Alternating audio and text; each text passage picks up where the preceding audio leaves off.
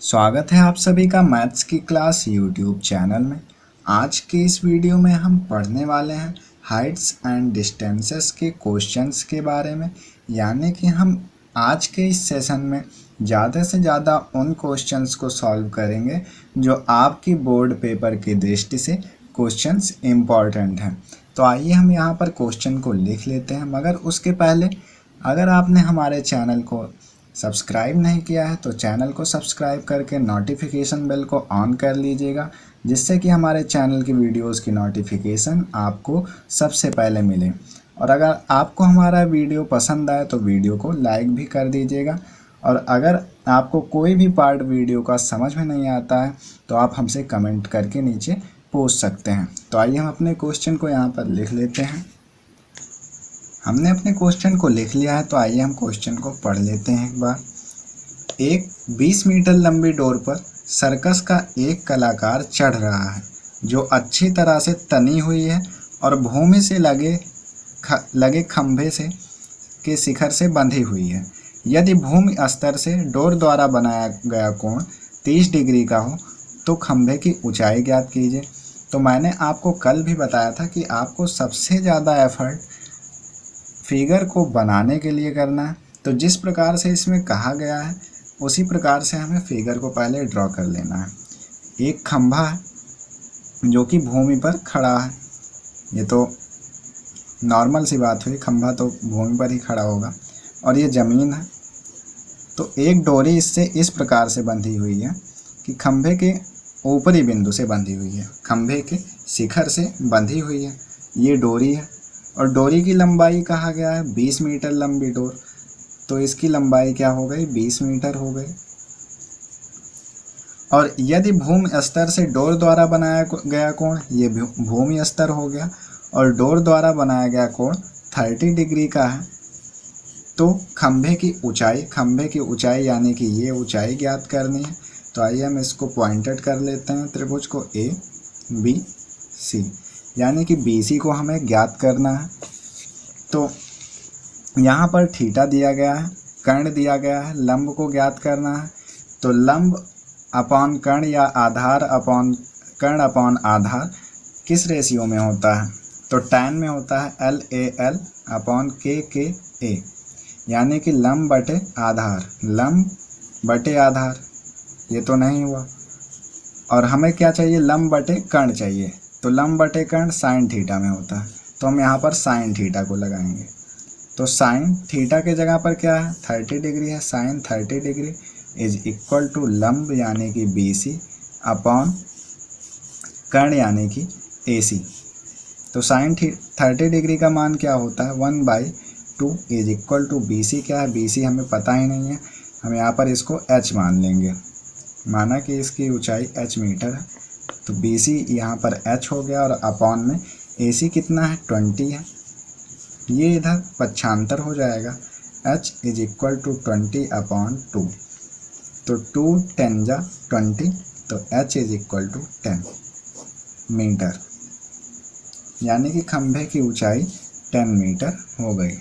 तो आइए हम अपने नेक्स्ट क्वेश्चन पर आते हैं। तो ये रहा क्वेश्चन आपकी स्क्रीन पर। तो आइए हम क्वेश्चन को पढ़ लेते हैं। भूमि से 60 मीटर की ऊंचाई पर एक पतंग उड़ रही है। भूमि से जब पतंग की ऊंचाई नापी जाएगी तो सीधा यानी कि ऊर्ध्वाधर नापी जाएगी, ना कि पतंग तो टेढ़ी उड़ती है ना, डोर उसकी तिरछी गई होती है। लेकिन जब हम ऊंचाई नापेंगे तो भूमि से सीधी उसकी ऊंचाई नापेंगे। तो भूमि से 60 मीटर की ऊंचाई पर पतंग उड़ रही है, तो भूमि से 60 मीटर की ऊंचाई पर एक पतंग है जो कि उड़ रही है, ये 60 मीटर इसकी ऊंचाई हो गई। पतंग में लगी डोरी को अस्थायी रूप से भूमि के एक बिंदु से बांध दिया गया है, और ये जमीन हो गई। हमने इस बिंदु से पतंग की डोर को बांध दिया है। भूमि के साथ डोरी का झुकाव 60 डिग्री का है, तो भूमि के साथ डोरी का झुकाव 60 डिग्री का है। यह मानकर कि डोरी में कोई ढील नहीं है, हमने यह मान लिया है कि डोरी में कोई ढील नहीं है, डोरी एकदम सीधी है। तो डोरी की लंबाई ज्ञात करना है, डोरी की लंबाई यानी कि कर्ण को हमें ज्ञात करना है। तो आइए हम इसको कर्ण को h मीटर मान लेते हैं। तो यहाँ पर हमें अब कोण दिया गया है, लंब दिया गया है और कर्ण का मान हमें निकालना है। तो इसको हम त्रिभुज को ए बी सी मान लेते हैं। तो लंब और कर्ण के लिए रेशियो क्या होता है, साइन का रेशियो होता है। तो आइए हम साइन का रेशियो इसमें लगाएंगे। तो साइन थीटा, थीटा की जगह पर यहाँ 60 डिग्री का एंगल है, तो इसलिए sine 60 degree is equal to लंब अपॉन कर्ण। लंब क्या है, BC है, अपॉन कर्ण क्या है, AC है। तो आइए हम सबका मान रख देंगे। साइन 60 डिग्री का मान होता है √3/2 इज इक्वल टू BC का मान क्या है 60 मीटर, 60 अपॉन AC का मान क्या है h मीटर। तो हम इसको इधर पक्षांतर कर देंगे और इसको इधर पक्षांतर कर देंगे। तो h√3 is equal to 60 multiply 2 इधर भाग में है तो इधर आ जाएगा, तो गुणे में हो जाएगा। फिर हम इसको √3 को इधर पक्षांतर कर देंगे। h is equal to 60 2 upon √3। तो नीचे √3 रहेगा नहीं, तो ऊपर और नीचे हम √3 से गुणा कर देते हैं। h इज इक्वल टू, इसको हम गुणा कर देते हैं 120 गुणे √3 अपॉन √3 गुणे √3। तो ये सीधा सीधा 3 हो जाएगा। 120 गुणे √3 अपॉन 3। तो 3 से इसको काट देंगे। 3 4 जा 12 0, यानी कि h इज इक्वल टू 40√3, यानी कि डोरी की लंबाई हो जाएगी 40√3। तो आइए अब हम चलते हैं अपने नेक्स्ट क्वेश्चन पर। तो क्वेश्चन ये रहा आपकी स्क्रीन पर। तो आइए हम अपने क्वेश्चन को पढ़ लेते हैं, जिसमें कि कहा गया है कि आंधी आने से एक पेड़ टूट जाता है और टूटा हुआ भाग इस तरह मुड़ जाता है कि पेड़ का शिखर जमीन को छूने लगता है। पेड़ का शिखर यानी कि जो पेड़ का सबसे ऊपरी भाग है वो जमीन को छूने लगता है, और इसके साथ जमीन के साथ, इसके साथ का मतलब यहाँ पर जमीन के साथ 30 डिग्री का कोण बनाता है पेड़ के पाद बिंदु से, यानी कि जो पेड़ जहाँ पर टिका हुआ है जमीन पर, उस बिंदु से जहाँ पेड़ का शिखर जमीन को छूता है और जहाँ पेड़ का शिखर जमीन को छूता है उसके बीच की दूरी 8 मीटर है। तो आइए हम सबसे पहले फिगर को बना लेते हैं। तो एक पेड़ था, एक ऊर्ध्वाधर पेड़ था, अब वो टूटकर ऐसे गिर गया और ऊंचाई थी इसकी ऊपर तक, मगर ये बीच से यहाँ से टूटकर ऐसे गिर गया ज़मीन पर, और ये ज़मीन के साथ कितने डिग्री का कोण बनाता है, 30 डिग्री का कोण बनाता है। और पेड़ के निचले बिंदु से जहाँ पर पेड़ का शिखर गिरा हुआ है उसके बीच की दूरी क्या है, 8 मीटर है। इसको हम A, B और C मान लेते हैं। तो हमें पेड़ की ऊंचाई ज्ञात करनी है, पेड़ की ऊंचाई हमें ज्ञात करनी है, यानी कि हमें लंब ज्ञात करना है, और आधार हमें पता है, थीटा पता है। तो यहाँ पर हम लगाएंगे क्या, tan का फार्मूला, यानी कि tan का अनुपात लगाएंगे। तो tan theta, theta is equal to 30 degree, तो tan 30 degree is equal to लंब अपॉन आधार। तो लंब क्या है, BC है, जिसे हम h मान लेते हैं, h मीटर, अपॉन आधार क्या है, AB है। तो आइए हम सबका मान बारी बारी से रख लेते हैं। तो tan 30 डिग्री का मान होता है 1/√3 इज इक्वल टू BC, यहाँ पर h है, अपॉन AB क्या है, यहाँ पर 8 है, तो यहाँ पर 8 हो गया। तो इसको हम यहाँ से पक्षांतर कर देंगे 8 को इधर। तो h इज इक्वल टू 8/√3। तो ऊपर और नीचे हम √3 से मल्टीप्लाई कर देंगे। तो यहाँ पर h is equal to 8√3 upon √3 का √3 से गुणा, तो 3 हो जाएगा। यही हमारा आंसर हो जाएगा, यानी कि h is equal to 8√3 upon 3। तो आइए हम चलते हैं अपने नेक्स्ट क्वेश्चन पर। हमने अपने क्वेश्चन को यहाँ पर लिख लिया है, तो आइए हम सबसे पहले क्वेश्चन को पढ़ लेते हैं कि क्वेश्चन में कहा क्या गया है। एक नदी के पुल के एक बिंदु से नदी के सम्मुख किनारों के अवनमन कोण, नदी के पुल के एक बिंदु से नदी के किनारों के अवनमन कोण क्रमशः 30 डिग्री व 45 डिग्री है। यदि पुल किनारों से 3 मीटर की ऊंचाई पर हो तो नदी की चौड़ाई ज्ञात कीजिए। यदि पुल किनारों से 3 मीटर, यानी कि पुल की चौड़ाई फिर 3 मीटर हो गई। कोई भी पुल होता है नदी का पुल तो कैसे होता है, ऐसे होता है ना। ये पुल हुआ हमारा, नदी ऐसे गई होती है और पुल ऐसे बना हुआ होता है। तो हम यहाँ पर एक पॉइंट ले लेते हैं, ए पॉइंट यहाँ पर हम ले लेते हैं। तो ये पुल का लास्ट पॉइंट है लेफ़्ट साइड में और राइट का लास्ट पॉइंट ये है। तो यहाँ से इस बिंदु से अवनमन कोण यानी कि नीचे इधर की ओर लास्ट बिंदु पर देखने पर इसका अवनमन कोण एक का 30 डिग्री है, यानी कि इसका हम 30 डिग्री मान लेते हैं।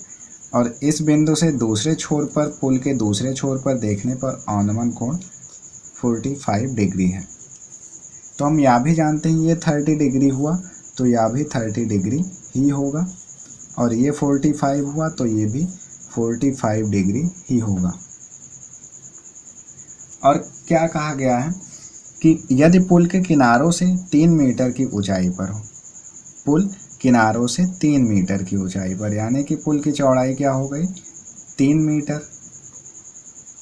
पुल की चौड़ाई यहाँ पर दी हुई है 3 मीटर। तो आइए हम अब क्वेश्चन को अपने कर लेते हैं। सबसे पहले तो हम यहाँ पर पॉइंट बना लेते हैं, इसको हम बी मान लेते हैं, इसको सी और इसको डी मान लेते हैं। तो मैंने आपको ट्रिग्नोमेट्री में ही बताया था, ये कोण जब 45 है, ये 90 डिग्री है, तो ये भी कितना होगा 45 होगा। जब दो कोण 45 होते हैं तो ये वाली भुजा और ये वाली भुजा दोनों आपस में बराबर होगी, यानी कि AC is equal to CD। तो AC is equal to CD, तो यहाँ से 3 मीटर, तो यहाँ से भी ये 3 मीटर आ जाएगा। और नदी की चौड़ाई हमें ज्ञात करनी है, यानी कि जितनी चौड़ी नदी होती है उतना ही चौड़ा पुल बनाया जाता है जिससे हम नदी को पार कर सकें। तो आइए हम क्वेश्चन को अब करते हैं। सबसे पहले तो हम ABC त्रिभुज में जाते हैं। त्रिभुज ABC में हम आए, यहाँ पर हमें लंब ज्ञात है और आधार हमें ज्ञात करना है। तो यहाँ पर हम tan का अनुपात ले लेंगे, क्योंकि tan का अनुपात लंब अपॉन आधार का होता है। तो tan थीटा के जगह पर 30 डिग्री इज इक्वल टू लंब अपॉन आधार, लंब क्या है AC है, अपॉन आधार क्या है BC है। tan 30 डिग्री का मान होता है 1/√3 is equal to AC is equal to 3 metre upon BC को हम BC ही रहने देंगे, और BC इधर चला जाएगा और √3 इधर चला जाएगा। BC is equal to 3√3। कैसे, ये इधर भाग में है तो इधर जाएगा तो गुणे में हो जाएगा, ये इधर भाग में है तो इधर जाएगा तो ये गुणे में हो जाएगा, ठीक है ना। तो आइए हम दूसरे त्रिभुज में चलते हैं। त्रिभुज ACD में, ACD में अब ACD में tan थीटा tan 45 डिग्री, वैसे तो मैंने आपको बताया था जिस प्रकार से, तो वही होगा, अभी आप यहाँ से प्रूव भी हो जाएगा। tan 45 degree is equal to L upon A, यानी कि लंब अपॉन आधार। तो लंब क्या है AC है, अपॉन आधार क्या है CD है। तो 45 का मान 1 होता है, इज इक्वल टू AC यानी कि 3 मीटर अपॉन CD तो हमें पता ही नहीं, तो ऐसे हम CD ही लिख लेते हैं। CD इधर चला जाएगा तो CD is equal to 3 metre, CD का मान भी 3 मीटर आ गया। तो पुल की चौड़ाई क्या हुई, पुल की चौड़ाई is equal to BC plus CD। तो यहाँ से समीकरण 1, समीकरण 2 से हम मान को इसमें रख लेते हैं। समीकरण 1, सॉरी मैंने ध्यान नहीं दिया, समीकरण 1 व 2 से BC का मान है 3√3, तो 3√3 प्लस CD का मान है 3, यहाँ से 3 कॉमन है, 3 हमने कॉमन ले लिया तो बचा कितना √3 + 1, यही हमारा आंसर हो गया। यानी कि नदी की चौड़ाई या पुल की चौड़ाई 3 × √3 + 1 है। तो इसी के साथ हम आपसे विदा लेते हैं और मिलते हैं अपने नेक्स्ट वीडियो में।